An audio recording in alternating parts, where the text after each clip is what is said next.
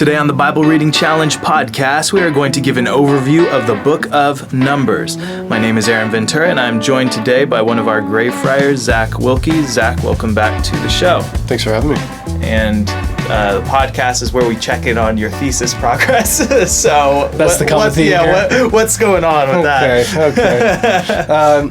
Are you stuck in the wilderness right Something now? Like that, yeah. The Lord is tempting me. Okay.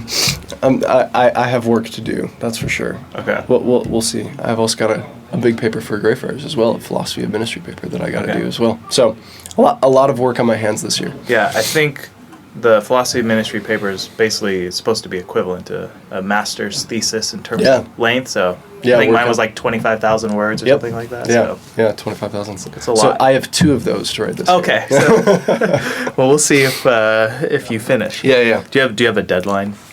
I don't have a deadline at this point. I just have to get things going. Well, graduation, I suppose, in the spring. Yeah. Otherwise, they won't let you. Walk. They're cutting down on that sort of thing. Yeah. All right. Well, today we're talking about the book of Numbers, which is kind of like the most maybe underrated book in the Pentateuch. It's kind of the one that you skip over, or at least isn't as studied. And even just like Googling about the book of Numbers is hard to search because it's the word numbers. So just like the search engine optimization does not always help you. A bunch of math stuff, yeah. And it gets you into like biblical numerology and stuff, which is also interesting. But that's not exactly what this book is about. Yeah. So let's talk a little bit just what is the book of Numbers about? Why is it called that? And it does start off with some numbers. So let's talk about what this book is about. Yeah. I think so where we get the English title Numbers is really comes from large sections of the book include the censuses of Israel. So at the very beginning of the book, there's a census taken to account for how many fighting men are in each of the tribes, and you get the same thing at the end of the book as well. So that's where we get our title. The Hebrew title is actually In the Wilderness. And which is also a fitting title because they're in the wilderness, and it's where they fail to enter into the promised land, and they want to. They're tempted. They're fussing. They want to go back to Egypt because that's where they at least had food. And here they're just grumbling and complaining. And so, in the wilderness is a fitting title as well. Yeah, that's the first verse. Now the Lord spoke to Moses in the wilderness, Bamidbar of Sinai, in the Tabernacle of meeting. And so it's kind of marking off. A lot of the Hebrew titles for the book just come from the the very first sentence. First few verses, Yeah. The other thing, when you read this book, you think of like a toddler, basically. And even Israel in the New Testament is described here as Israel in its infancy, or the church in its infancy.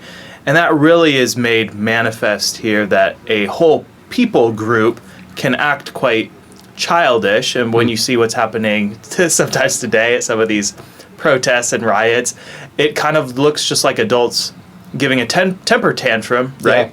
Yeah. And that's kind of what we have in the book of Numbers. And maybe one of the things that we forget in the history of Israel is that you spend a lot of time in Exodus, Leviticus, Deuteronomy in kind of one location. So in Exodus, you're in Egypt, then you're out of Egypt, and they're just posted up at Sinai. The whole book of Leviticus takes place there, and then Numbers is going to kind of bridge the gap historically from the trek from Sinai to the Promised Land, which is supposed to only take 11 days, couple weeks to walk there, but they spend 40 years there, which is kind of like super depressing. You're just standing outside of Disneyland because there's giants in the land. It's like you can't go in until you die. Your kids can go in, but you can't. Yeah. So that's kind of the historical setting for this book. Any other comments on that? No, just on Israel being a toddler.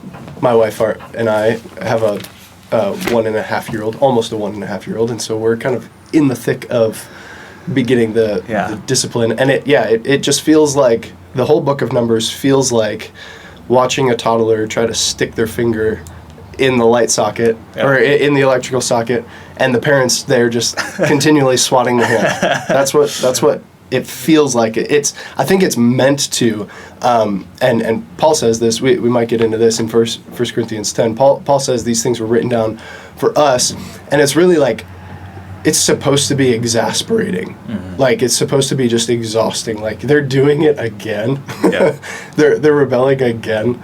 And we're supposed to feel just like, exasperated by Israel's unfaithfulness. Yeah. And you have this really funny verse, actually. I think it's in Numbers 11. Let me go to it real quick. Yeah, this is a really funny verse. So this is Numbers 11:15, and this is Moses. So this is when the Israelites, God has given them miracle bread, some manna from heaven. He's literally feeding them heavenly food. But they're like, we don't want that. And it says they're all crying. It says in verse 10, Moses heard the people weeping throughout their families, everyone at the door of his tent. And so God's not happy about that, because they're like, we want meat. We're tired of this vegetarian diet. We want to go back to Egypt. And Moses says in verse 15, I'm not able to bear all these people alone because the burden is too heavy for me. If you treat me like this, please kill me here and now if I have found favor in your sight, and do not let me see my wretchedness. Yeah. And I mean, this is a funny verse. Moses is like the one character you think is like trying to be a responsible parent. Even his sister Miriam and Aaron are having some issues with him as well. Yep. They aren't happy with his Ethiopian wife. So his authority is being challenged, and even Moses kind of loses his temper and isn't able to go into the promised land because these people are just driving him nuts. So yeah, it's supposed to be exasperating, and then you have this character saying, God, if I have found favor in your sight, please kill me. This is just a great verse. So let's actually read briefly 1 Corinthians 10. And Numbers, although we might not be as familiar with it as some of the other books like Genesis or Exodus, the book of Numbers gets quoted and referenced a bunch of times in Scripture. And one place most explicit is in 1 Corinthians 10. Where should we start here? So this whole section refers to the Exodus event. They all ate the same spiritual food, ate and drank from the spiritual drink. But with most of them, it says, God was not pleased, for their bodies were scattered in the wilderness. That's the whole name of Numbers. Now these things became our examples, to the intent that we should not lust after evil things as they also lusted, and do not become idolaters, as were some of them. As it is written, the people sat down to eat and drink and rose up to play. Nor let us commit sexual immorality, as some of them did, and in one day 23,000 fell. Nor let us tempt Christ, as some of them also tempted and were destroyed by serpents. Nor complain, as some of them also complained and were destroyed by the destroyer. Now all these things happened to them as examples, and they were written for our admonition, upon whom the ends of the ages have come. So there you just have a really clear statement of why God gave us the book of Numbers. As we're doing the Bible reading challenge, sometimes you wonder, why did God put this here? And Paul's saying this is written down specifically for the Corinthians as an example. So them first. They're struggling with a lot of the same things that Israel struggled with in the wilderness, right? Yeah, and historically, the Corinthians were in a place analogous to where the Israelites were, in terms of there's this 40-year time period in the wilderness, 40 years between the resurrection of Christ and the destruction of Jerusalem, the fullness of the new covenant. And because it says in verse 11 of 1 Corinthians 10, upon whom the ends of the ages have come. And so Israel was actually standing at the end of a certain age and the beginning of a new one. It's the end of the Mosaic era. It's the end of even Aaron, the first high priest, is going to die. And then you're going to have Eleazar, the new high priest, and you're going to have Joshua actually take them into the promised land. And Jesus is actually, his name is Joshua, and he's the one who's going to bring the church, the new Israel, into the world. The kingdom is going to go out to the whole world. So that's one of the analogies here. Okay, let's talk about maybe one of the first thing that's going to come up is you're going to read some very repetitive verses, and depending on how your Bible is laid out, it's kind of nice. It's going to just say, all right, for example, from the children of Benjamin, their genealogies by their families, by their father's house, according to the number of names, from 20 years old and above, all who were able to go to war, those who were numbered of the tribe of Benjamin were, then it'll tell you how many there are, and that's just going to repeat over and over again for all of the tribes besides Levi. So many scholars have looked at these numbers and said, how is it possible that this many people came out of Egypt? So the total number of the census, this is a number to memorize, 603,550, and that number I think also shows up in Exodus when they're counting them as well. Yeah. And really the only other time we're going to get a major census, I think, is in either Samuel, at the end of 2 Samuel, David takes a census, and that's another place we can see the population growth, which is really, really interesting. Yep. But here's the first time they're being numbered, and it comes out to over 600,000 fighting men, and if you do the kind of typical math of men to women and children, estimates around over 2 million people. Yeah, 2 to 3 million people, yeah. That's a lot of people to wander around in the wilderness for 40 years and die. Yeah. And a lot of scholars have just said there's not really evidence of this. There's not archaeology. We don't have these mass graves, at least that we have found yet. There's maybe reasons for that. Yeah. So let's talk about these numbers and this problem. What are some of the ways we can solve this? Is this a literal number? Is it something else? Yeah. Take us into that. Yeah, I think first of all, if we're gonna take it literally, like as Christians who take the Bible seriously, we shouldn't have a problem with the possibility of 2 to 3 million people walking around in the desert. Yeah, it says their sandals didn't even wear out, which is miraculous. Yeah, right? yeah. So they got miracle clothes and sandals on, being fed miracle bread. We've got no problem with God like providing for that many people. We have no problem with we take the Bible seriously, and if that's how we're supposed to take this, like, we're all in. Yeah. You know? The other question though is a textual one. So in Deuteronomy 7, Deuteronomy 7 says that verse 7. Where is it? It says that it was not because you were more in number than any other people that the Lord set his love on you and chose you, for you were the fewest of all peoples. So historically, we have rough estimates of what the population of Canaan was around this time, which was actually somewhere around 2 to 3 million. And if Israel was fewer in number than the nations, like, because God is trying to show off his power in this small people of Israel, then it seems problematic if we're going to say that there's 2 to 3 million people in Israel alone, where the whole population of Canaan was about that much. Right. So that's one of the bigger issues there. Again, we have no problem. Like, if that's how we're supposed to take it, we have no problem with 2 to 3 million people. Yeah. There's other ways of solving it where you say when they went down to Egypt, there was just 70 of them. So it was a small group. And we don't know. We do know that it was under the bondage and slavery that they actually grew in number. So that's where Egypt says, they're a problem because they have huge population growth. We need to kill all the firstborn. So part of the question is, at what point are we saying God elects them or chooses them? Are we talking about Abram? Are we talking about Israel when they went down? At what point is God doing that? There's multiple ways of trying to solve the problem that may help or not. Yeah. So that's one way of taking it, is that these are just the exact literal accounting for Israel.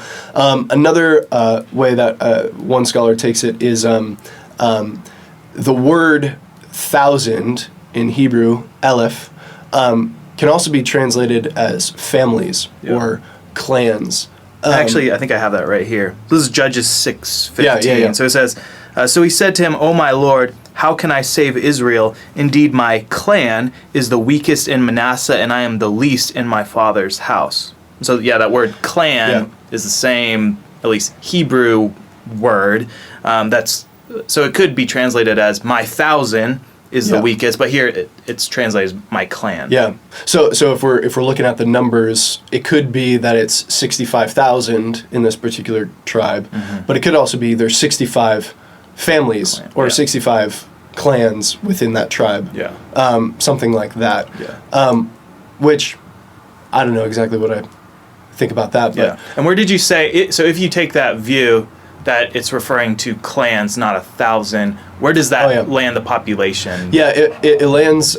So if it's like it's going to land the fighting men around like 5 to 6,000 fighting men in each tribe. Okay. So it's going to dwindle the numbers down quite dramatically. Yeah, by a factor of 2 zeros. Yeah. So, yeah, that would make Israel significantly smaller. Okay. Than if we're taking them literally. Okay. So there's also this numbering of the Levites that shows where they actually number the Levites from, I think, a boys 1 month old and up. And there is a significantly smaller Levitical population than the rest of the tribes, and that does bring up questions as to why they are so much smaller. I think there's only like 8,000 fighting men that would be qualified within the tribe of the Levites, which would seem to match maybe closer to what you described. But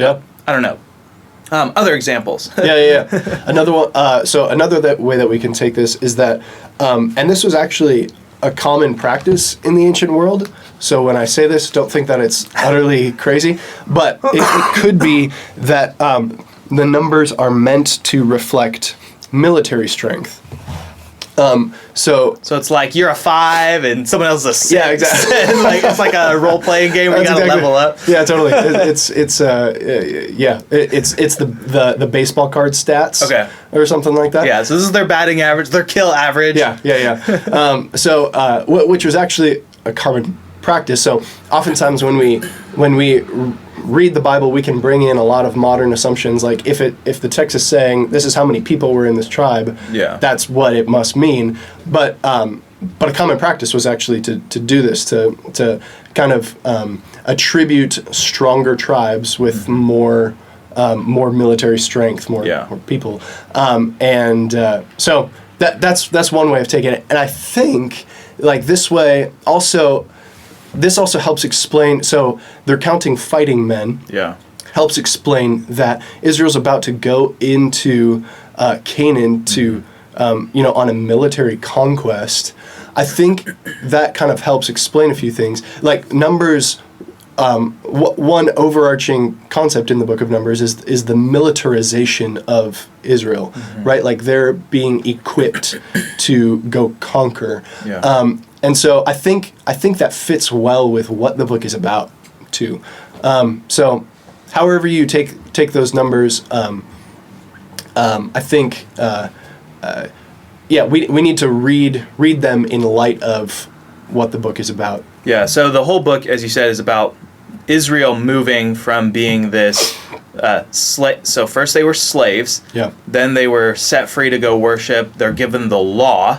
So this is kind of like their body politic being formed. So they're brought out, they're given laws, and now they are being, sorted and organized. We have the org chart, and this book is even going to have geographically where they're going to be laid out around the tabernacle. So if you have maybe a study Bible, you might have a map, or if you've ever seen a map of the tribes and how they're laid out. And there's this major theme of Israel is now God's holy army. And if you've ever pondered, as you probably will when you get to either Deuteronomy or Judges or Joshua, they're going to kill a lot of people. Right? God's going to command them to destroy women, children, livestock, devote them to destruction. And that's not okay to do unless God tells you to. Right. And so Israel is being deputized by God to carry out God's personal vengeance on the Canaanite peoples for all of their wickedness. And this is actually fulfilling a promise that God gave to Abraham when he said, your people are going to be, for 400 years, they're going to be in bondage, and the iniquity of the Amorites is not yet full. But now the iniquity of the Amorites is full, and God could just swallow them up, open up the earth and kill them. Right. But for some reason, He's chosen to deputize this rascally bunch into a military formation and go take Israel. You and I, we talked about another way of taking these numbers. Jim Jordan has pointed this out. There's some French scholar that I was trying to track down the essay, but I cannot find it. I think his name's like Barna Weem or something like that. Yeah. And if you are a French person who knows how that would be spelled, please tell me, because I'm trying to track down this essay. But what he does is that he actually connects these numbers of the tribes with the days in an astral cycle. So in ancient cosmology, there's a reason they worshipped the stars. Or if you've ever pondered the pyramids or some of the Mayan structures and seen how they're laid out, they're laid out in accordance with certain astral cycles. The famous ones, like the Mayan calendar. I forget, what was the year that it was the world was supposed to end? Yeah. So the Mayans were famous for this, and this was a pagan, idolatrous thing where they're worshiping the stars and they're building holy mountains, right? Their version of Sinai or the Tabernacle. They have these places where they would sacrifice babies or whatever to the gods. And so this was just an ancient astral calendar. So there's the cycle of the moon, cycle of the sun, the cycle of Mercury, of the planets, and the number of days that they go. And so Israel is called, God promises that they're going to be as numerous as what? As the stars. They're going. He tells Abram to number the stars, and some have actually seen that as God not saying, "Hey, Abram, try to count as many stars as there are, but look at the constellations." So we as Christians, if you think about the zodiac, we typically associate that with like paganism. Yeah, paganism. Witchcraft. I'm Chinese, so when I go to the Chinese restaurant, it's like it's the year of the dragon or the year of the rabbit. And I was I'm a like, monkey. what? Yeah, yeah. So people have this association with the zodiac, and there's questions about like where did the zodiac even come from? But there's these 12 constellations. There's 12 tribes, and Israel is remember in who is it? Joseph's dream. He sees his mom and his dad, his sun and the moon, and then his brothers, these are the other tribes. 12 tribes of Israel, bowing down to him. And some would say those are the 12 constellations. And as you'll find out later, each of these tribes has a certain banner, or it's called a military standard. It's kind of the flag they would fly with their tribal logo on it. And some would say those symbols were connected to their kind of zodiac sign. So that may be another way that Israel is being militarized as God's holy army or God's heavenly host. And as we'll see, that's actually what the whole priesthood is. That's what the tabernacle is. Totally. So let's talk a little bit about maybe the Levites, the tabernacle, and what's going on there. Yeah. First of all, and this kind of relates to the arrangement of the camp. Yeah. Israel is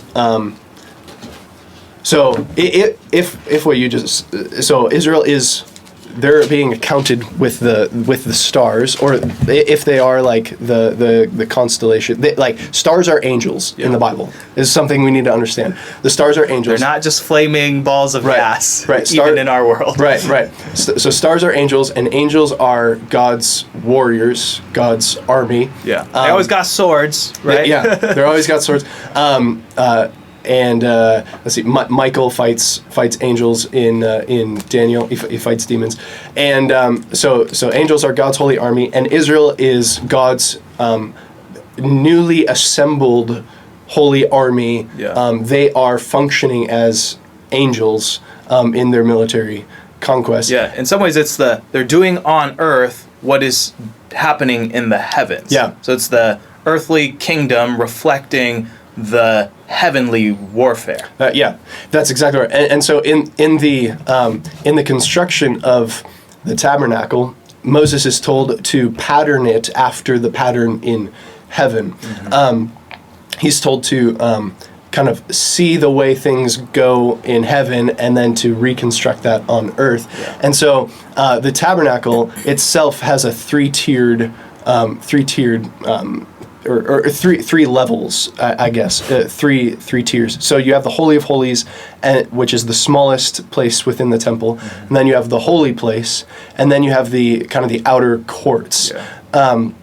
So these three tiers also correspond to the arrangement of the camp as well. You have the tabernacle in the center, and then you have the Levites, and then you have the people gathered outside. Yeah. And this also corresponds to Moses' vision on the mountain. Moses himself is at the top of the mountain, and then the elders gather around kind of in the middle section of the mountain, and then the people are at the bottom. Yeah. This also corresponds to the cosmos, right? This is creation as well. So you have the highest heavens where God dwells, and you have the firmament sky, and where and then you have the earth itself. Yeah. So this is we're meant to see these kinds of connections, these three-tiered connections, and so. You wanted to talk about Levites. Yeah. So that's really important when we go to talk about Levites, though. Yeah. So Levites, we were talking about this the other day, they're kind of like God's secret service, or the kind of Navy SEALs protecting the tabernacle. And if you remember, the Garden of Eden was a temple. Adam was told to guard and to keep it, and that's the same language that the priests are given. They're same Hebrew verbs. To guard and to keep the entrance. And just as you had the cherubim with the flaming sword protecting the entrance back into the garden, so Adam is kicked out, and what direction are they sent? They're sent away from God's presence. And when you look at where the priests are laid out, they are on the east side of the tent of meeting. And if you think about how all these tribes would be camped, if you wanted to go to the tent of meeting, let's say you're in the back, you're like Ephraim, Benjamin, or Manasseh, which would be on the west side of the tent of meeting, and then you have the Levites camped around, and they're separate into 4 different kind of mini tribes around there. So if you wanted to go, if you're an Ephraimite that wants to get into the tent of meeting to offer sacrifice or something like that, you have to. It kind of sucks because you got to walk a long way. This is quite a long distance, but you would actually kind of have to go through the tribe of Judah. So Judah is the kind of the warfare tribe. They're the tribe that the Messiah is going to come the kingly tribe. And Judah is right there on the east. They're leading the charge. And walking around, you couldn't just go straight through these other Levitical camps to get to the entrance. So you kind of actually have to walk through the tribe of Judah, then through the Kohathites, which is where the priestly tribe is, and then you would be granted entrance. Yeah. And so the priests have this function as kind of new cherubim. Yeah. And in biblical kind of directionology or whatever, in their sacred space, to come from the east to the west is to move back towards Eden. Yeah. To be kicked out away from Eden, as was Steinbeck wrote, east of Eden, you're going away from the presence of God. And this is also going to show up in the book of Ezekiel when you see God's presence and what direction it's coming, and he's coming from the east to fit back. So it's coming back into God's holy presence. So there would be another example of the tent of meeting as this return to Eden. And if you listen to maybe what we do on the book of Exodus, you'll see the pomegranates, the coloring of the tabernacle, what it is. It's actually meant to take you into a garden. Yeah. And in some sense, also, the tent of meeting is a place in heaven, as you said. So when you go into the holy place, you're entering the heavenly place, which is blue sky. Yeah, the curtain is blue and purple, meant to reflect that firmament sky. Exactly. Yeah. And you're not allowed to go into that most holy place. I don't know if what's beyond space or how we get to that dimension there. And when you think about even what their garments are, so just as there's all these like fractals of what the cosmos is. So Israel is this microcosm of what the universe is actually like. So also an individual Israelite is meant to reflect that. So the the four corners of the garment, the other word for it is wing. So I think it's kanaf in Hebrew. And so when the woman in the gospel reaches out and grabs Jesus' garment, the woman with the issue of blood, here's an unclean person, she's reaching out and she's grabbing literally Jesus' wing. Or if you've heard of Ruth, she says to Boaz, can I take shelter under your wing? And so there's the imagery of the eagle. You are protected under the wing. And that's what their garments are. It's like they're birds, or they're heavenly angels. Yeah. And then you have these tassels that's on the end of them. And these tassels are what color? They're blue. They're blue like water. They're blue like the sky. There's 4 of them. There was 4 rivers that flowed down out of Eden.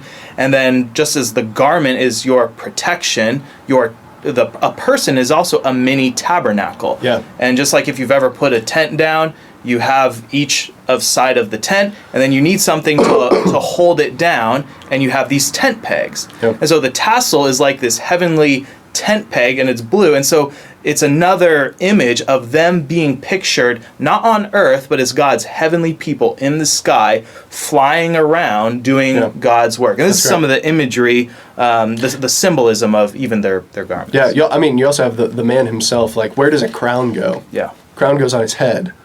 Which is so God dwells in the highest heavens. Yeah. Where's the highest point on your body? Well, it's your head. Yep. And then you have your body and your feet. And where does your feet touch? Your feet touch the earth. So man himself is a microcosm of the tabernacle. He's a microcosm of the world itself. And you have 4 corners of the world. Yeah. Like the altars has 4 corners, also with 4 wings on it, and it's made out of earth. And what is man made out of? He's made out of earth. Made out of dust. And when man eats something, he gets hot. And when you're offering a sacrifice, you're literally feeding the altar. It gets hot, and then it ascends as smoke up to God. So there's tons of layers of fun. They just kind of all fold in on themselves. And Okay, so let's talk about the Levites briefly. So in chapters 3 and 4, so they're not numbered with this holy army. Yep. They kind of are already engaged in a certain kind of spiritual warfare, and so they're not to go out with the rest of the army. And some would say this is kind of where like chaplains came from. So the priestly class, they don't go off to fight in the same way, but they do have a function here guarding God's holy place. I think that analogy to the Secret Service is fitting, right? Like the Secret Service needs to protect the president. They're not the ones going off to war to do offensive warfare. Exactly. They're protecting the kingly palace. They need to stay back. And so I think that's a great analogy. Yeah. So the Levites, this is just a kind of interesting tidbit. So they are ordained at the age of 30, and then they retire at the age of 50. So 30, that's the age of ordination for a priest. There's a reason why Jesus starts his ministry around this age. Yeah. And then the priests retire at 50, and this is probably just because of the physical demand of the work. So one of the things you'll encounter in the book of Numbers when they're assigning the different tribes is also what they have to carry with them. So the Merarites, the Gershonites, and the Kohathites, I believe they carry their stuff on oxen, so they can roll. They can roll them, whereas the priestly tribe, they have to carry these things by hand. So if you remember when Uzzah reaches out to steady the ox from stumbling and God strikes him down for touching it, well, that's because they weren't following how God told them to actually carry. If they had read the book of Numbers, they would have known, oh, that's not how you carry the Ark of the Covenant. Yeah. Some stuff can get carried in a cart by the oxen, but some of it can't. So God lays that out here. And then that's different from being numbered with the rest of the tribes and you go to war, which you can go to war at the age of 20 and you can retire, I don't know, at 60 years old or when you're too weak to fight. So most people see the numbering of them kind of from the ages of 20 to 60 would be your kind of fighting years. And whereas you're a priest, you retire at 50. Okay, so you have these different levels of holiness that we've talked about in the tabernacle, and different levels of holiness amongst God's people. So the priests, the high priest is the most holy person, and then you have just like, common folks who are still God's holy people, but not in the same way. Right. So you have the tribes, you have the Levites who are especially holy, and then we have in chapter 6 this discussion of the Nazarite. And the Nazarite is kind of like if you were say a Benjaminite, and you wanted to be set apart or dedicate yourself to some specific task that would be considered kind of holy warfare, some vocation. An example of this would be like, I want to write a book. So I'm going to take a sabbatical, and I am not going to cut my hair or drink any wine until this book is done. Yeah. And what I am doing is I am symbolically offering whatever that book that I'm writing. I'm going to dedicate it to God. So I'm being set apart for a special task, a special assignment. I take this Nazarite vow and say, God, give me strength to do this. And the way I'm symbolizing that it's offered to God is I'm going to grow out my hair. I'm not going to drink from the fruit of the vine or touch anything unclean. And so it's a way of kind of becoming extra holy for some set apart purpose. And probably the most famous Nazarite that people think of is Samson. So he's got this super strength, this long hair, and then his hair gets cut, and then boom, his strength goes away. So you have this connection with hair in the Bible is a manifestation of your strength. It's the growth of the head, and then at the end of the Nazarite vow, it's glory. Yeah, and for the woman, it's glory. And then at the end of the Nazarite vow, you cut off your hair, you offer it on the altar, and that's you saying, God, whatever I did during this time was dedicated to God. Yeah. Any other comments or thoughts on the Nazarite vow? Yeah, it's possible that Jesus also took a Nazarite vow. So Jesus says, I will not drink of the fruit of the vine until I'm with you again in the heavenlies. So Jesus likely also did this as well. Yeah, Samuel, John the Baptist, Paul, actually, I think he takes a vow twice. So if you read in the book of Acts, when he gets his hair cut, his head shaved. And that's also a funny thing about the Levites. I noticed reading through this. So there's a point at which when the Levites are ordained, they got to shave off all their hair. And I'm just thinking, do they have to shave their legs and arms and everywhere? Because they'd be looking like some skinheads, right? It's kind of weird. I don't think guys. Olympic it's against swimmers. Yeah, exactly. Yeah. So, but the whole idea of what hair is. So let's get weird again. So even your body is a microcosm, and we know this as you look down onto your skin under a microscope. Yeah. There's all sorts of there's a jungle down there, right? Yeah. You got the hair, the trees, the growth, the greenery, and then you've got all these little I don't know what they're called, bacteria. What are they doing? They're like eating stuff. Your whole body gets reconstituted. Yeah. Your whole body is a microcosm. And you can read Song of Solomon, which, plays with this idea of the body with other things. As a garden. As a garden. Yeah. What is it? The waist is like a wheat... Yeah, like a bale of wheat. Yeah, bale of wheat. Yeah. So there's connections there also with the temple and what the neck is like, what the eyes are like, these pools of water. Yeah. So maybe we should stop before I say something that will get me fired. We can get real fun. Yeah. Real one. So there's a lot of stuff here in this book. Let's jump ahead to maybe chapter 11, 12, 13.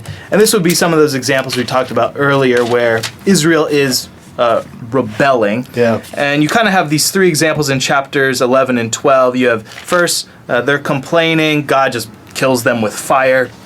Then you have them complaining about the manna and the quail, and they get super... They eat, and then God strikes them dead. And then you have Moses and Aaron confronting Moses about his Ethiopian wife, and then God strikes Miriam with leprosy. And you have this great verse in Deuteronomy, I think it's 24, where it's just like, remember what God did to Miriam. It's kind of a remember Lot's wife kind of line. Yep. And you're to remember that God chose Moses for this special task, and you're not to challenge his authority, you're challenging God's authority. Right. But you wanted to talk about verse 29 and in chapter 11, and this prophecy of the new Oh, covenant. yeah. So let's talk a little bit about prophets and what they are. Yeah. So chapter 11, verse 29 says, "But Moses said to him, 'Are you jealous for my sake? Would that all the Lord's people were prophets, that the Lord would put his spirit on them.'" So Moses is a prophet. He's the mouthpiece for God, and that's a common way that we think of what a prophet is like they speak the words of God.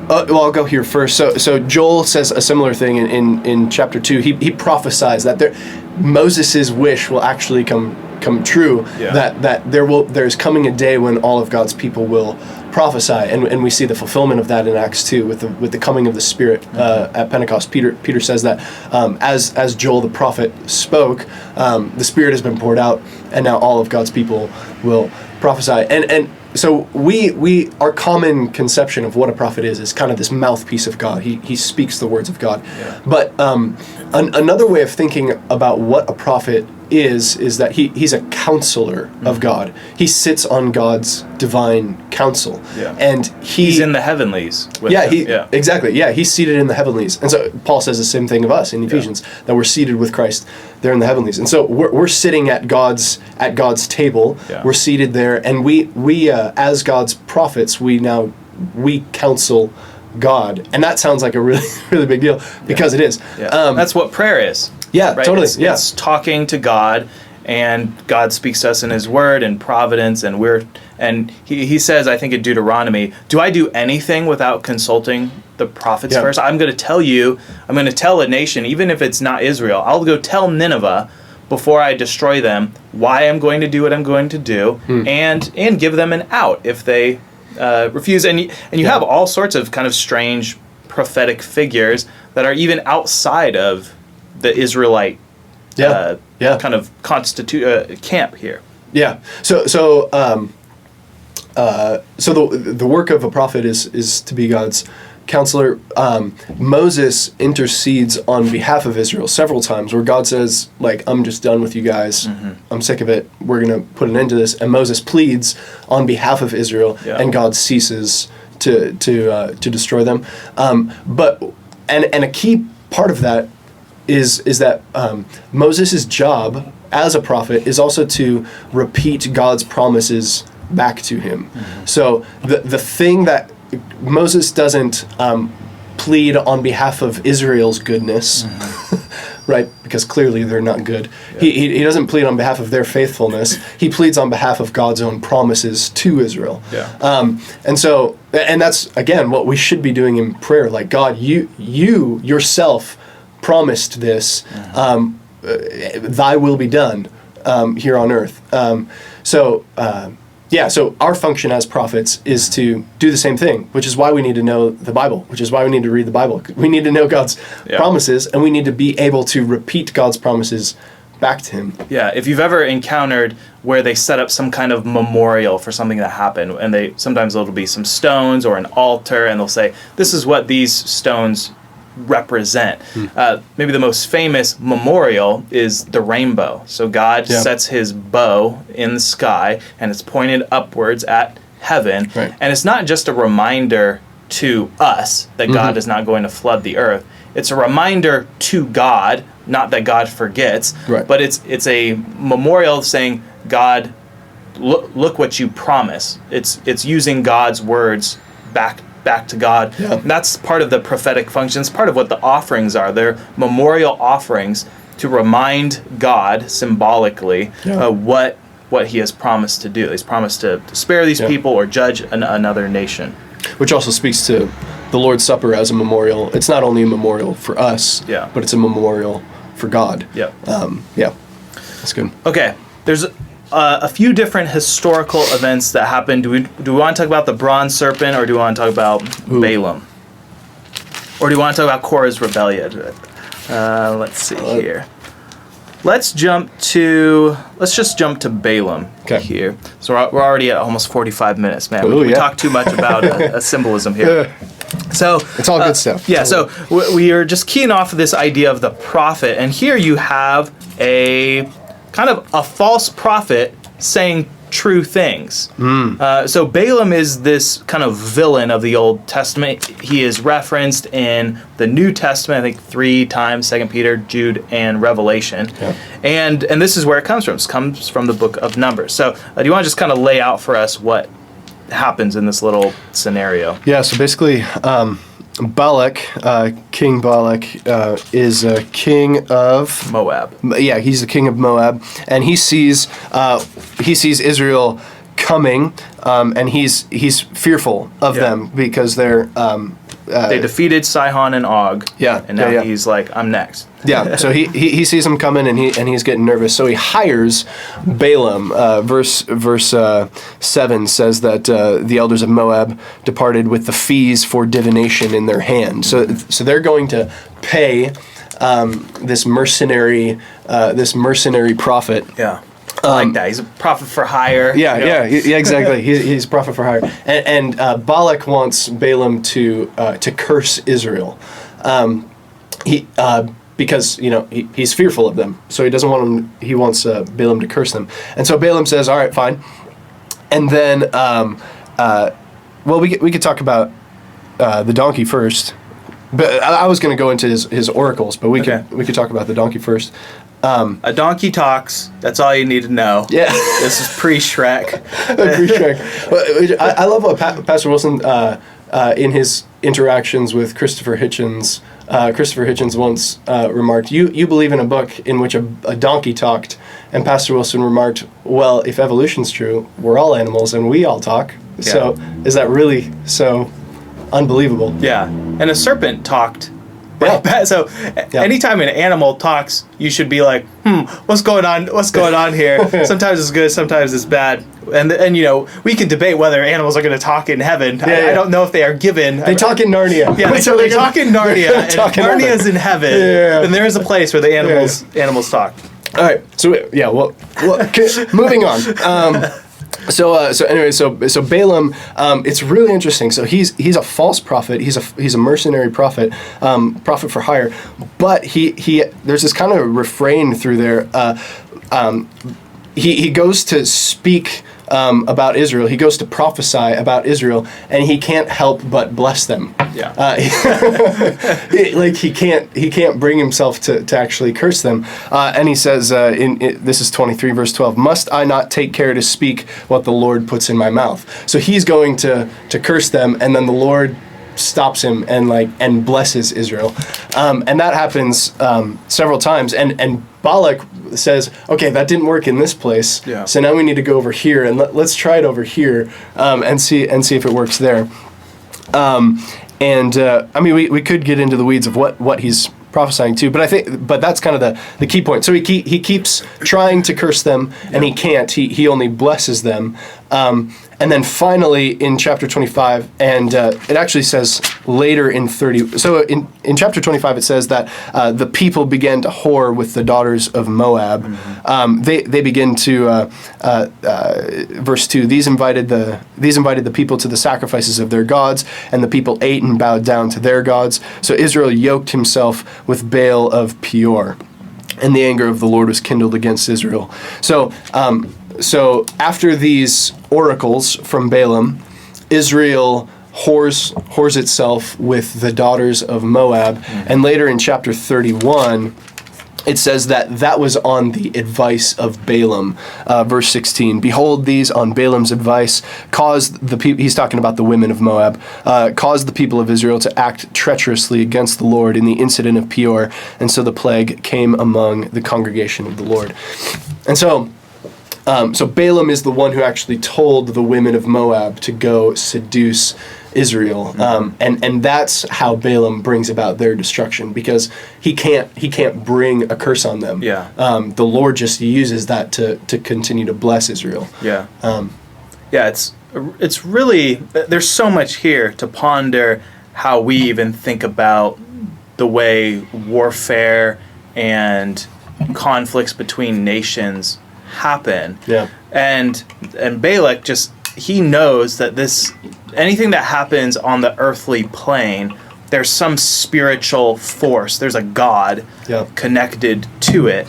And we, I think, often forget that. We just think it's all about, your military strength or whether you have nuclear bombs. Yeah. And yet, here you see God giving Israel the victory, and even using what is meant for a curse, just like with the Joseph situation, what some person meant for evil, God means for good. In this place, even turning for good. And one of the most amazing things in this is, I find in chapter 24, verse 17. So this is Balaam's fourth prophecy. And he says this, I see him, but not now. I behold him, but not near. A star shall come out of Jacob, a scepter shall rise out of Israel, and batter the brow of Moab, and destroy all the sons of tumult.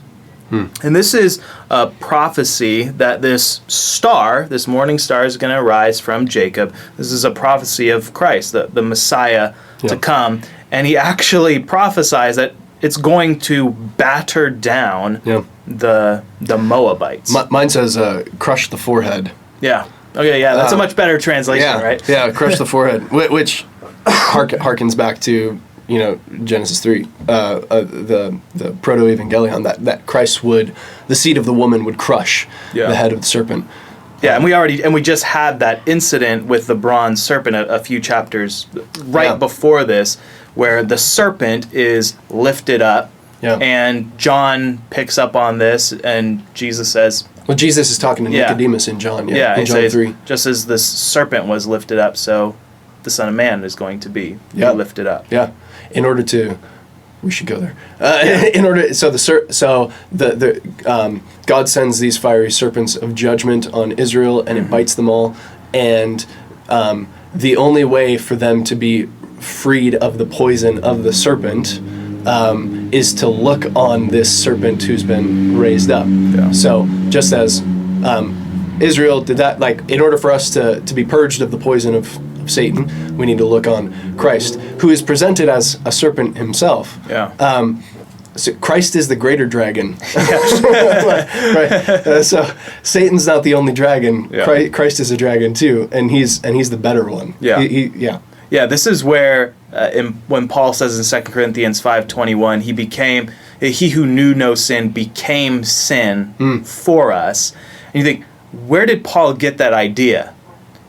He could have gotten that idea just from pondering the book of Numbers and what Christ has done in the resurrection. Now, we have to have these authors connect the dots for us. But if you are immersed in the biblical text and pondering what Christ's work has done, you're going to see it in places that would often make us uncomfortable or unlikely. And Hebrews is going to lay this out. That's what the whole sacrificial system was. But it even is in places like a bunch of fiery serpents attacking, and then one being lifted up, and Jesus says, "Yep, that's me. That's the crucifixion." That's great. Go ahead. One other quick kind of shotgun thing from Balaam's oracles is verses 6, or verse 5 and 6. How lovely are your tents, O Jacob, your encampments, O Israel, like palm groves that stretch afar, like gardens beside a river, like aloes that the Lord has planted, like cedar trees beside the waters. As Balaam's looking out on the tent of Israel, he sees a garden, right? And Israel is God's chosen people. Israel is where God dwells. And we've already talked about all the garden stuff of the Tabernacle, but Israel itself is a garden as well. While they're in the midst of the wilderness. They're the oasis. Exactly, they're the oasis in the wilderness. That's great. Very good. Well, the book ends with this kind of appointing the boundaries in the land of Canaan. So they're going to go and take the land. Deuteronomy is going to be kind of Moses' sermons, his final rallying call. But in terms of the historical section, Numbers leaves us right on the edge of the promised land. And you have this question about what to do when there's female heirs or women who are going to inherit the land because they're unmarried or they don't have a husband. And here you have some important instruction about how the cities of refuge are going to function. And if you remember, you can go to the city of refuge if you accidentally killed your bro with your axe head flew off, and this is where you would go to hide from the blood avenger while the trial has to take place, and then you could be set free. But when the high priest dies, that's when you're allowed to leave the city of refuge and go back to your land. That's kind of what's going to happen here. So Aaron the high priest dies, and then they're going to be able to go out into the promised land. And because the high priest is symbolically, if you look at what he's wearing, he's got the also all the tribes have a gemstone, right? Just like there's a birthstone, there's 12 gemstones, and the priest wears them. And then he also has the priests on each side of his shoulder. He's carrying, and so you have this image in Scripture of sin is this weight, or it's this burden that must be carried, and the high priest is symbolically carrying that. And when he dies, all of it is kind of washed away. It's purified with him. So it's kind of symbolically transferred. This is how just sin and guilt works. It gets transferred from one person to another. It might get transferred to an animal and then burned up, and then Jesus ultimately, he's going to bear this burden himself, so that we can not have to offer sacrifices constantly. But you have this interesting law about what happens to these women, and God says, okay, if you think about division of the land and how land is passed down, this is a really important law, because if your daughters marry into another tribe and there isn't anyone to inherit that land, let's say you're a man who only has daughters, who's going to get your land? Well, if they married into another tribe, that other tribe would, if the man is the inheritor, he's going to get the land, and then the land would get all jumbled up.